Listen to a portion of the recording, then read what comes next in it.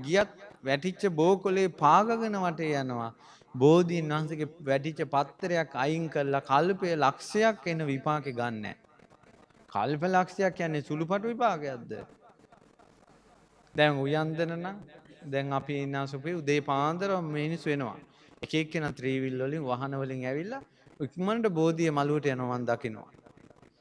අපි බෝමලු අතු ගන්න යනකොට බෝධියේ පත්‍ර නැහැ. මිනිස්සු වැඩට යන්න කලින් ඇවිල්ලා බෝධියේ පත්‍ර අයින් කරලා යනවා. හැමදාම වැඩට යන්න කලින් බෝධියේ පත්‍ර 10ක් හරි අයින් කරලා යනවනම් ඒ මිනිසුන්ට දවසටම ආශිර්වාදයක් නෙවෙයිද? දැන් මේ බණ වැඩසටහනට ඇවිල්ලා මෙතන බෑකේ ඉතිරෙද්දයි දාලා ගිහිල්ලා බෝධීන් වහන්සේ වැඳලා පත්‍ර ටිකක් ඇහිඳුවා නම් ඒකම ඇතිනේ අප පිනට. ඒ මොනවා නැ ලොකු දෙයක් හිතේ තියෙන්නේ. අසද්දෘස පින්කම් කරන්න හිතේ තියෙන්නේ. ළඟ තියෙන පොඩි පින අමතක කර. පොඩිත් නෑ කල්පලක්ෂයක් විපාකිනවා කියන්නේ පොඩි පිනක්ද?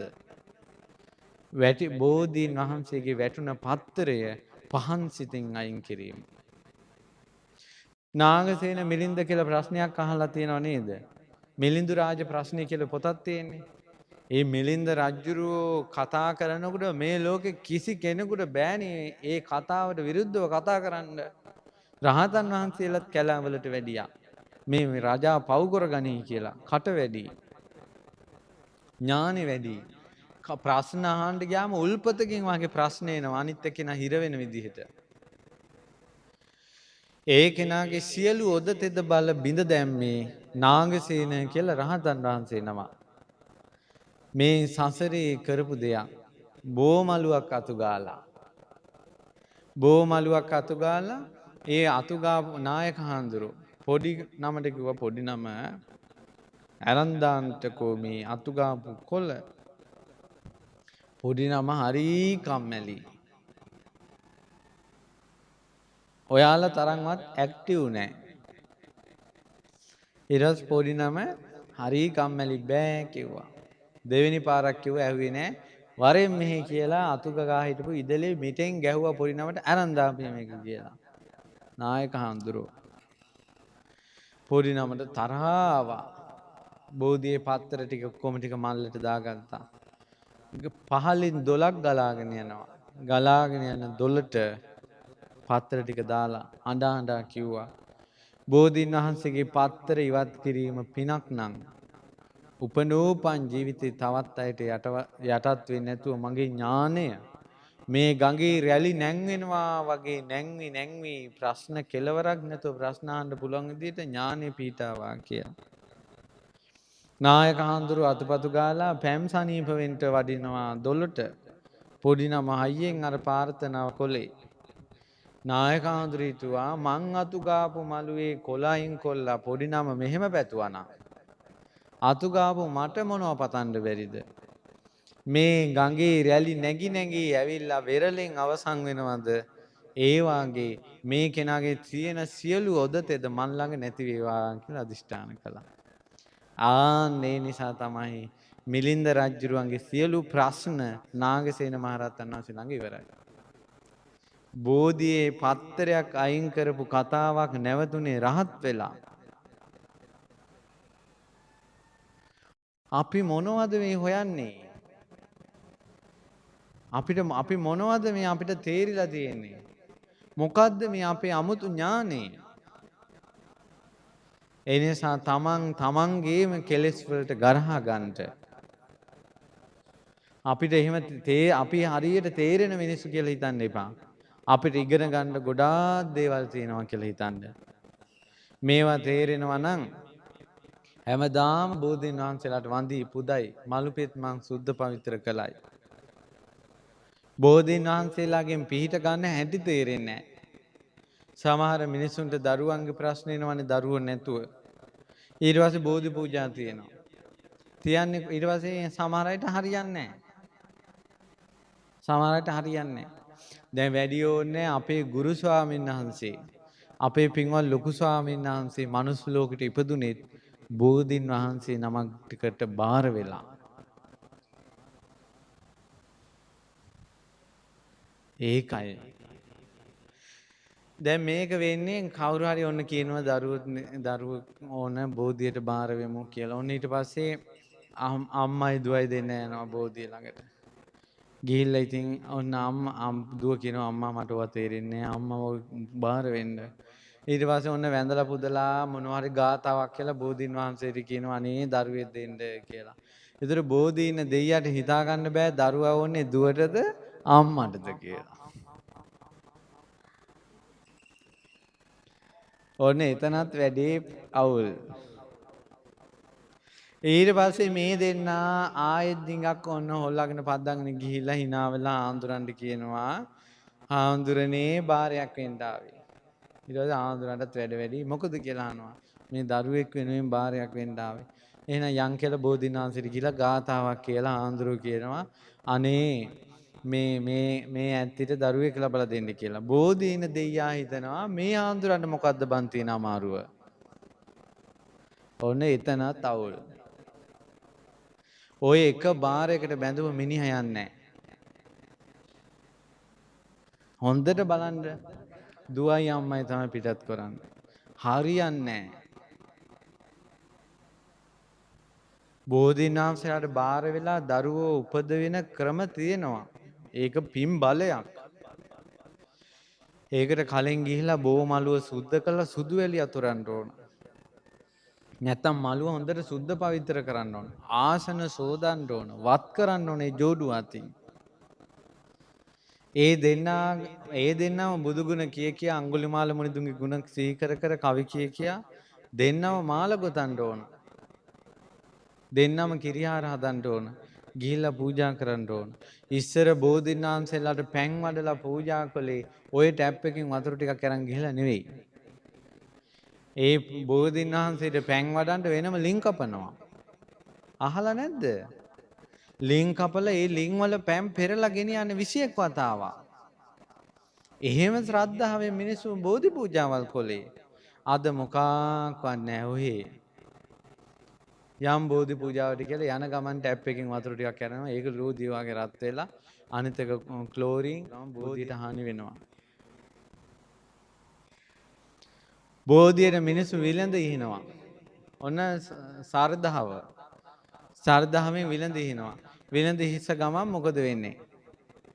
ඔව් බෝ මළුවේම කූඹි. කූඹි හැමදාම විලඳක තියෙනවා කියලා කතාවක් නෑ. විලඳ ටික කාලේ ඉවර වෙලා ඊළඟට බෝධියේ මුල් කන්න පටන් ගන්නවා. බෝධි ඉවරයි. බෝධින් වහන්සේ නමක් අපවත් කරපු පාපේ විලඳ හේපු උපාසකම්ම කරගහගෙන ඵලයල්ලා ඉතින්. මමත් දන්නේ නැතුව ඔහොම කළා තියෙනවා. දැන් මම සමාව අරන් තියෙන්නේ දැන්.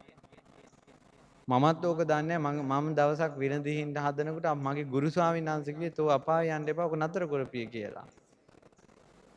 එතකොට තමයි මාත් දන්නේ මේ කතාව. ඒ නිසා තේරෙනව නේද හරියට බෝධි පූජාවක් කරගන්න අපිට තේරෙන්නේ නැහැ. මේ ඥාණයෙන් වාගේ හිටියන්ට අපි. දැන් තියෙන්නේ මාන්නේ වැඩි, ඉගෙනගෙන වැඩි, අහිංසක නැහැ. බුදුරජාණන් වහන්සේ ඉදිරියේ ධර්මයේ ඉදිරියේ සංඝ රත්නයේ ඉදිරියේ අහිංසක වෙන්න. අහිංසක වෙන්න. අපි ධර්මයේ ඉගෙන ගන්න එන්නේ. අපි ධර්මයේ දැනගෙන ඒ ධර්මයේ ඉගෙනගත්ත ධර්මයේ පොලිස් කරන්න එන එක නෙවෙයි මේ. ධර්මයේ ඉගෙන ගන්නටයි එන්නේ. එතකොට ඒ ඉගෙන ගන්නට එන ධර්මයට සත්කාර කරන්න ඕන, ගරු කරන්න ඕන. මේ විදිහට කොයි තරම් බෝධි ඊළඟට දැන් අපි දැන් මෙහෙත් කියලා ඇතිනේ බෝධි පූජාවකට මේ ඖෂධ පූජා කරනකොට කොළබල ගේන්න එපා කියලා. දැන් ඉස්සර කොළබල පූජා කළා. පස්සේ බලාගෙන යනකොට එනවා කොළ කෙලවරක් නැහැ. ඒතර මම දවසක් මේ පොඩ්ඩක් ඔය ගැන කල්පනා කරලා බලනකොට මෙහෙමයි කරන්නේ. කොහොමද? ඖෂධ පූජාවට කියලා වට්ටියක් දැන් ගෙදරින් අරන් එනවා. එනකොට ඔන්න වැටේ තියෙනවා පාවට්ටා කොළ. මේක බෙහෙතක් නේ බං කියලා ඔන්න කඩනවා. වට්ටියට දානවා. ඔන්න නිකක් ගහක් දාගෙන මේක බෙහෙතක් නේ කියලා දැන් වට්ටියට දා ගන්නවා. කකුල වදිනවා බැලතන ගහක්. ඕවත් ගන්නවා බෙහෙතට කියලා ඒකක් ගලවලා දා ගන්නවා. ඔහොම එනකොට එකපාරම කකුල වෙදිලා කහන්න ගත්තා කහමිරියා. ඕවක් ගන්නවා වම් බෙහෙතට කියලා ඒකත් දාගත්තා. එහා පැත්තේ බලනකොට ජාපාල ඒවත් දාගත්තා මේකත් බෙහෙතක් කියලා. ඔය ඖෂධ පූජා වලට තියෙන කොළබොළ ටික තම්බලා බිව්වොත් එහෙම මැරෙනවා. කිසි වට්ටෝරුවක් නැහැ ඒකේ.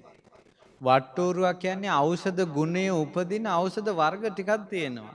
ඒ ටික එකතු වුණාම උපදින බලයක් තියෙනවා.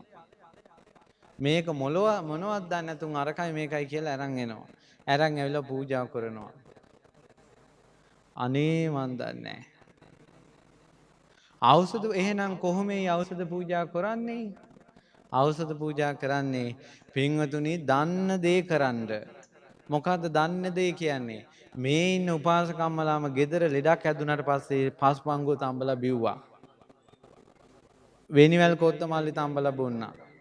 ඉඟුරු කොත්ත මල්ලි තම්බලා බිව්වා. ඊළඟට බෙලිමල් තම්බලා බිව්වා. නේ? තම්බලා බිව්වා. පොල්පලා තම්බලා බිව්වා. එක එක බෙහෙන්.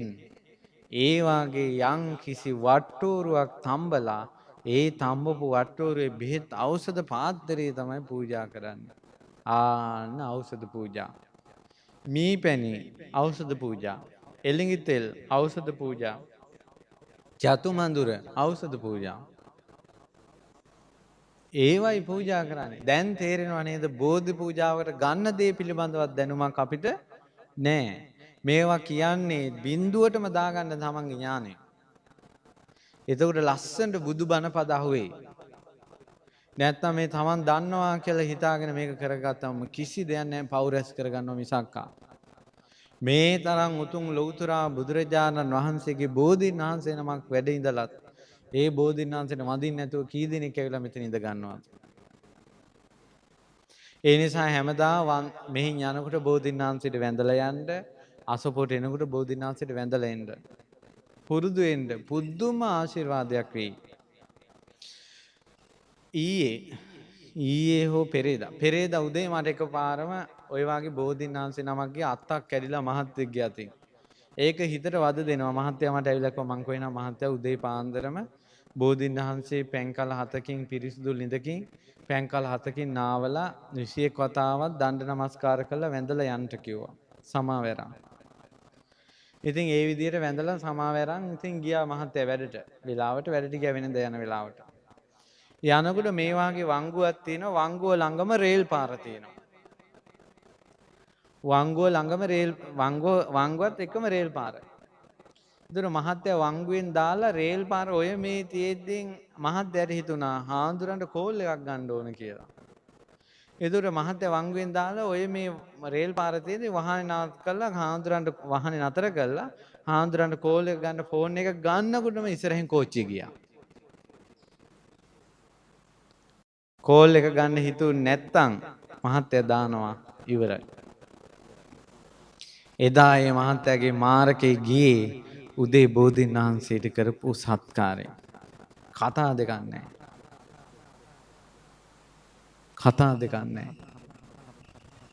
අපිට යමක් මිස් වුණාට පස්සේ තේරෙන්නේ නැහැ. ඒකෙන් වෙන අනතුරු සීකලොත් තමයි.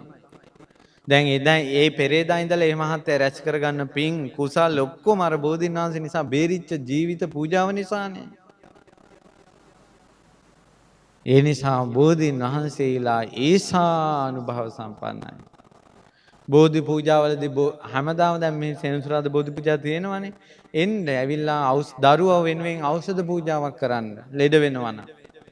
ඊගෙන ගන්න ළමයි වෙනුවෙන් පහන් පත්තු කරන්න. ඊළඟට ඒ විදිහට එක දිගට මේ බෝධි වන්දනාවල් 7ක් විතර කරලා දරුවන්ට සෙත් ප්‍රාර්ථනා කරන්න. ඒක තමයි තිසරණ සරණ ගිය ශ්‍රාවකයන්ට තියෙන මේ සාමාන්‍ය ලෝකේ තියෙන පිහිට පිළිසරණ. සරණක් නැතුව නෙවෙයි සරණක් තියෙනවා. සරණ ගන්න හැටි මිනිසුන්ට තේරෙන්නේ නෑ. ඉතින් මොනවා කරන්නද? ඊට පස්සේ